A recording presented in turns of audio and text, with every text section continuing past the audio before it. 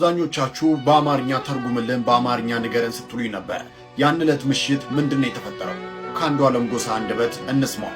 ያን ዕለት አብረን ነበርን የዋልነው። ለልደቷ ፎቶ የምትነሳበት ቦታም እኔ ነበርኩ ያደረስኳት። ከዛ ስትወጪ ደውዪልኝ ብያት ልጆች ላገኝ ሄድኩ። ማታ በሰላም አብረን ነበርን። አሪፍ ጊዜ እያሳለፍን ነበር። ለወንድሟም ስትደውል ነበር። ከዛ ስለ ውሎ ስጠይቃት ድንገት አንተ እኔን የማመን ችግር አለብህ ብላ ከተኛችበት ተነስታ ሄደች። ከዛ ስትቆይብኝ ተጠራጥሬ ሄድኩኝ።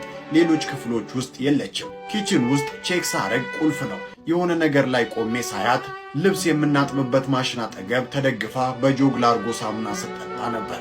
ምን ሆነች ነው ብዬ ከዛ ዘልዬ ገብቼ ከዚህ በፊት እንዲህ እንደማታረጊ ቃል ገብተሽልኝ ነበር። ድጋሚ እንደማታረገውም በቤተሰብ አስመክሪያት ነበር።